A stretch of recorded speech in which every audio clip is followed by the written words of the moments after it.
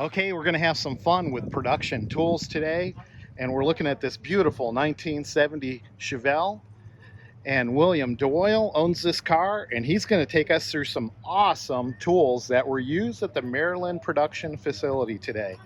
So let's check these out. We got Mr. Doyle in the house, and he saw some of my videos, and he wanted to come over and give me some helpful hints from the assembly line. From the assembly line, Mark, we didn't use plier handlers to put the glove box door latch on. Yes, sir. This was the tool we would have used at the time. Hey, Mark Meldrum, Northern Ohio Chevelle Club, down here in the Corona bunker of Meldrum's Monster Garage. So since we're isolating today, and you probably can hear my sump pump going in the background, you guys know I'm working on this dashboard project for a 1970 SS Chevelle.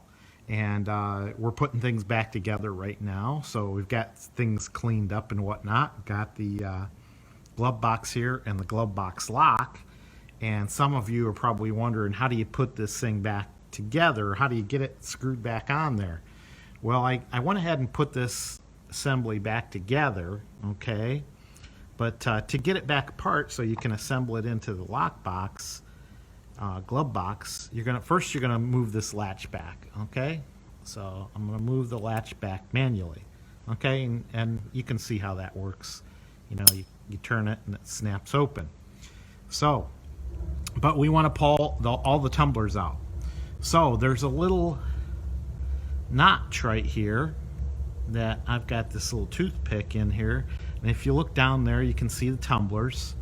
And as you start to pull this out, if you press on the tumblers there, and I'll show you this better once I get it out.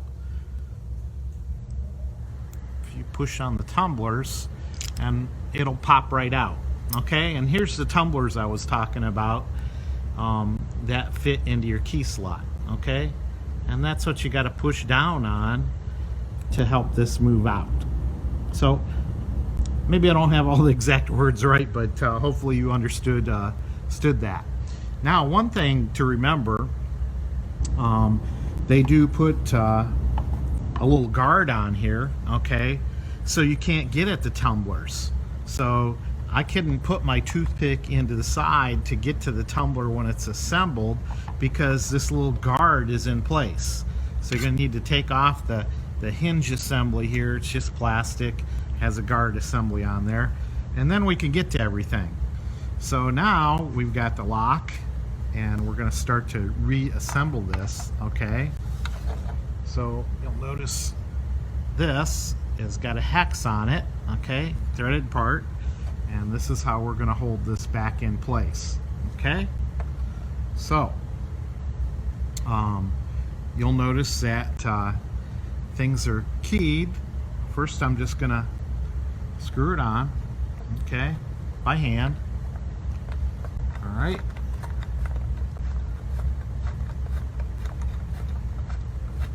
All right. And then to tighten this up, I just took a hex bolt and stuck it in here, okay? And I'm going to tighten it up. Let me go get a wrench, and we'll have a couple nuts on here, and we'll put a little torque. All right, now we've got this nicely tightened up, and you can see this is kind of straight up and down. And we're going to take our lock assembly, and we're going to push it through here, okay?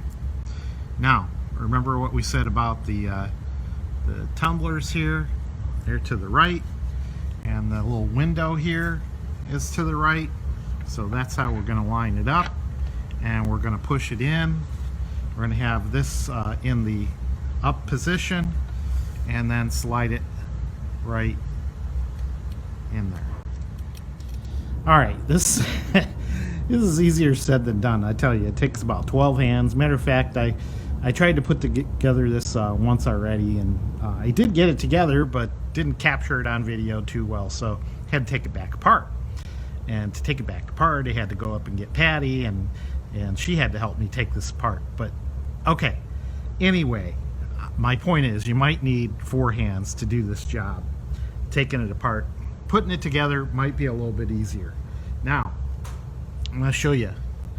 It's hard to see, I know, but the brass tumblers are right here, and then this very last one looks like a steel color.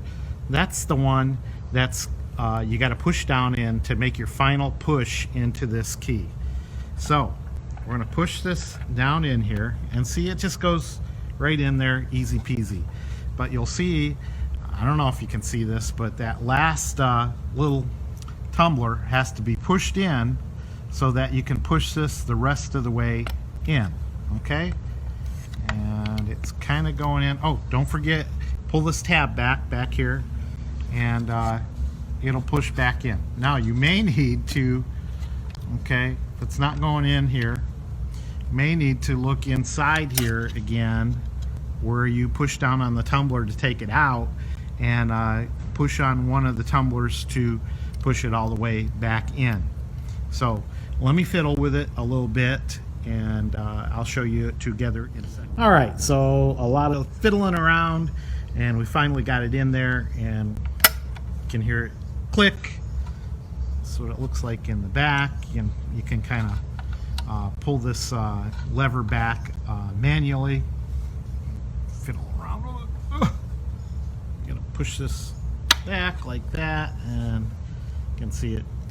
Boom, clicks open. We are all set to go. As you notice, it only goes on, it doesn't come off. Oh, It's so big, we had to crank it so tight that you couldn't get it off. nice. Other than this, I did enjoy your video, and I think everyone else did too. Well, thanks for stopping by and sharing that with me. Yes, so this would have been the tool you needed. Very cool. I'm sorry it came too late to Now, the viewers. what year was that? This would have been 69 to 72. Very good. And it's actually made for 70 because of the plastic doors would not stay tight. So they came out with the big handle where the guy could crank it on. Once he got finished putting it on, you didn't get it off with those plier handles like I did, huh? you did, yeah. Very good. That's why I had such a hard time taking it apart. Yes, yes, you did. All right. Thank you, sir. Okay, Mark, thank you.